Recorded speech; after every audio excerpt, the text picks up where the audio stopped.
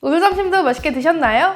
5분만에 할 수 있는 오늘의 주요 뉴스 9월 14일 뉴스런치 지금 시작합니다.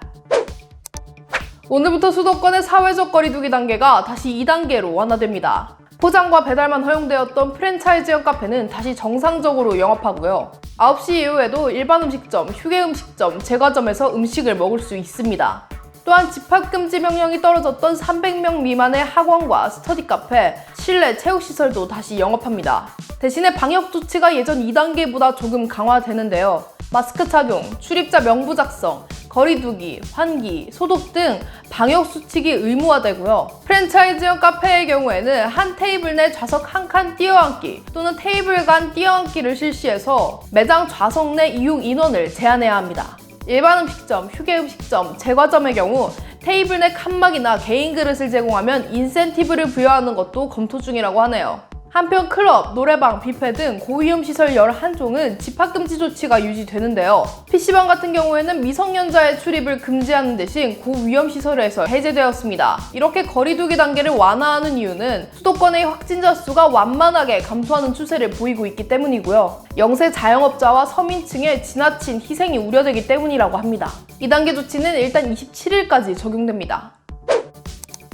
미국 서부에서 발생한 대형 산불이 점점 더 확산되면서 피해가 걷잡을 수 없이 커지고 있습니다. 지난달부터 동시다발적으로 산불이 발생해 지금은 12개 주에 거쳐 100개에 달하는 대형 산불이 따로따로 때로는 서로 합쳐지기도 하며 지금까지 2만 제곱킬로미터에 육박하는 땅을 태웠습니다. 이는 대한민국 국토의 20%에 달하는 넓이입니다. 주요 피해 지역은 캘리포니아주, 오리건주, 워싱턴주입니다. 지금까지 집계된 사망자만 31명에 달하고 실종자 신고도 많습니다. 수십만 명이 화마의 집을 잃었고 오리건주에서만 50만 명에게 대피 명령이 떨어졌습니다. 지속된 산불에 대기도 최악인 상태입니다. 연기의 영향을 받아 하늘이 오렌지빛으로 물들기도 했습니다. 개별 화재를 일으킨 원인은 파티에서 터뜨린 불꽃놀이, 낙뢰, 송전선 등 다양하지만 전체적으로 봤을 때 이번 초대형 화재의 원인은 기후변화일 가능성이 크다고 합니다. 미서부 지역은 이때쯤이 건기라 해마다 자연적으로 산불이 발생했는데 기후변화로 인해 날씨가 점점 더 건조해진 탓에 산불의 강도와 규모가 통제할 수 없는 정도에 이르렀다는 것입니다.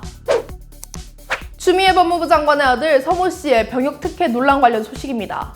원래 복귀했어야 하는 날에 휴가에서 복귀하지 않았길래 서 씨에게 물어봤더니 집이다 라는 대답을 들었고 이후 의문의 장교로부터 내가 처리했으니 휴가 처리하라는 지시를 들었다는 그 당직 사병이 있었죠. 9월 7일 뉴스런치에서도 다뤘었는데요. 더불어민주당 황희 의원이 본인의 페이스북에 이 의문을 제기한 당직 사병의 실명을 공개해서 질타를 받았습니다. 실명 공개와 더불어 도저히 단독범이라고 볼 수 없다. 이 사건의 최초 트리거인 땡땡땡 씨에게 철저한 수사가 필요해 보인다. 산에서 놀던 철부지의 불장난으로 온 산을 태워먹었다. 라는 표현도 문제가 되었는데요. 야권은 공익제보자를 범죄자 취급했다며 목소리를 높였습니다. 황 의원은 논란이 커지자 13일 오후 사과했고 문제가 된 글의 일부 표현을 수정했습니다.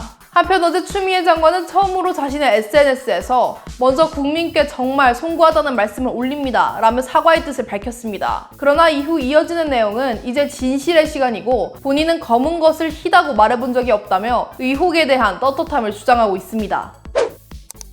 중국 출신의 바이러스 학자 옌리멍 박사가 코로나 바이러스는 중국 우한의 실험실에서 인위적으로 만들어졌음을 입증할 과학적 증거가 있으며 곧 발표할 예정이라고 밝혔습니다. 영국 ITV의 한 토크쇼에서 옌 박사는 코로나는 중국 정부가 관리하는 우한의 연구소 실험실에서 왔으며 바이러스가 수산시장에서 발생했다는 보도는 연막이라고 주장했습니다.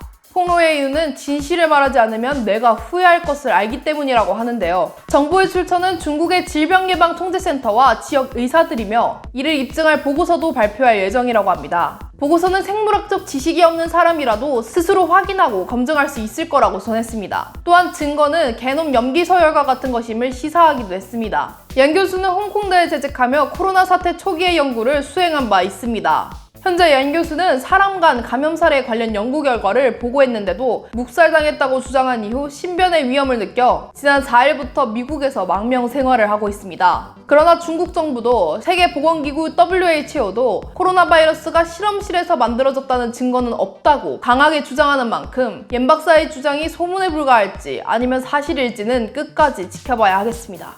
정말 이 코로나 바이러스에는 숨겨진 비밀이 있는 걸까요? MBC 신입 취재기자 입사 시험에서 고 박원순 전 서울시장의 고소인 측을 어떻게 불러야 할까 묻는 질문이 나와 논란이 일고 있습니다. 언론사 지망생 커뮤니티에 올라온 글에 따르면 문제는 다음과 같습니다. 박원순 전 서울시장의 성추행 문제를 제기한 당사자를 피해자 또는 피해 호소인 중 어떻게 부르는 게 맞다고 보는가? 제3의 호칭도 상관없음. 이 문제에 대해 문제 자체가 심각한 2차 가해라는 의견이 거셉니다. 또한 논제가 편향적이며 의도가 의심스럽다는 의견도 많았습니다. 피해 호소인은 지난 7월 이해찬 더불어민주당 대표가 사용하여 문제가 되었던 호칭인데요. 이에 민주당은 사과 이후 고소인의 호칭을 피해자로 통일하기도 했습니다. MBC의 한 관계자는 미디어 비평지를 통해 이미 공론화된 문제를 어떻게 정의하고 입장을 서술할지 궁금했으며 평소 언어 사용에 대해 얼마나 고민하는지 묻고자 하는 질문이었다고 해명하기도 했습니다. 오늘 준비한 소식은 여기까지입니다. 오늘의 뉴스런치가 도움이 되셨다면 구독과 좋아요를 한 번씩 꾹꾹 눌러주시고요. 알림 설정을 누르시면 더 빠르게 뉴스런치를 만나보실 수 있습니다. 그럼 다음 시간에 뵐게요.